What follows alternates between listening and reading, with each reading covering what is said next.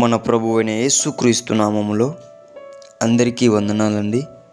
ఈరోజు దేవుని మాటలు యోనా గ్రంథము 1వ అధ్యాయము 4వ వచనం. అయితే యెహోవా సముద్రము మీద పెద్ద గాలి పుట్టింపగా సముద్రమందు గొప్ప తుఫాను రేగి ఓడ బద్దలైపోవు గతి వచ్చెను. ప్రియ దేవుని బిడ్డలారా, దేవుడు మాట్లాడుతున్నాడు, జాగ్రత్తగా వినండి. యోనా సముద్రంలో వెళ్తుంటే దేవుడు సముద్రానికి ఆజ్ఞాపించాడు తుఫాను వచ్చేలా. తుఫాను వస్తే యోనా ప్రయాణిస్తున్న ఓడ బద్దలైపోయే సిచ్యువేషన్ వచ్చింది అక్కడ. అంటే ఇంకా ప్రాణాలు గాల్లో కలవడమే ఆలస్యం. అక్కడ ఆయన ఒక గొప్ప దైవ సేవకుడు, ప్రవక్త, దేవుని మాట వినే వ్యక్తి.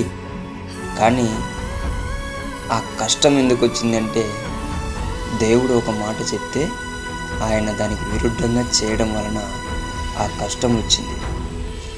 దైవ సేవకులైన, ప్రవక్తలైన, విశ్వాసులైన, పరిచారకులైన ఎవరికైనా సరే దేవుని మాట వినకుంటే ఖచ్చితంగా తుఫాన్లు రావడం ఖాయం.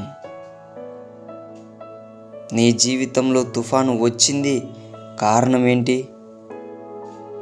నేను ప్రార్థిస్తున్నా కదా, నేను వాక్యం చదువుతున్నా కదా, నేను దేవునితో బాగానే ఉన్నా కదా, కానీ ఈ తుఫాన్ రావడానికి కారణం ఏంది?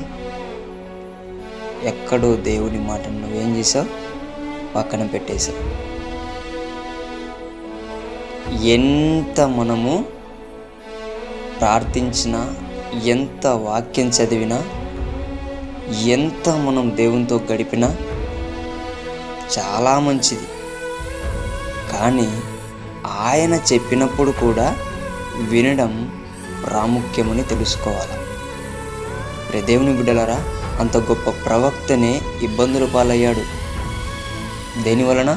ఆయన మాట వినకపోవడం వలన. ఈరోజు నీవు ఆయన మాట వినకపోవడం వలన ఈ ప్రాబ్లం కొని తెచ్చుకున్నావు. ఇది తెలుసుకొని ఆ సమస్య నుంచి బయటపడాలంటే ఒకటే మార్గం.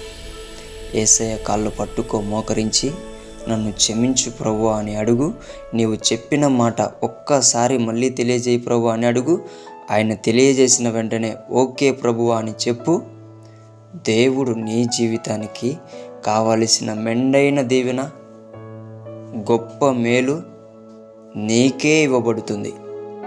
ఎప్పుడు నీవు ఈ తుఫాన్ను పోగొట్టుకోవడానికి దేవుని మాట విని ఆ మాట ప్రకారం ముందరికి కొనసాగినప్పుడు నీ జీవితంలో వచ్చిన ఈ తుఫాను పోతుంది. అలాగుననే నీకు వచ్చే మేలు వస్తుంది. ఆ గొప్ప ఆశీర్వాదం కూడా నీకు రావడం జరుగుతుంది.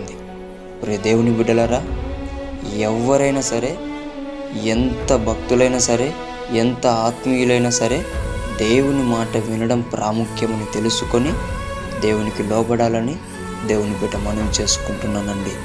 దేవుడి మాటను దీవించునుగాక. ప్రార్థించుకుందాం.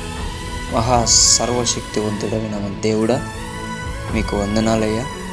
నా తండ్రి, ఎక్కడ నీ మాట తృణీకరించామో మమ్మల్ని క్షమించిన ఆయన, ఆ మాటను ప్రభువా ఒక్కసారి తెలియజేయ ప్రభువా. మా మూర్ఖత్వం వలన, మా ఆశల వలన మేము ఆ మాటను మర్చిపోయి మేము మా శరీరానుసారంగా నడుచుకున్నాం. మా తప్పు నాన్న, మమ్మల్ని క్షమించి యేసు నామములో నీవే సహాయము చేయమని, మా జీవితానికి కావాల్సిన ఆ మాటనిచ్చి నడిపించమని ప్రార్థించి వేడుకుంటున్నాం తండ్రి. ఆమేన్.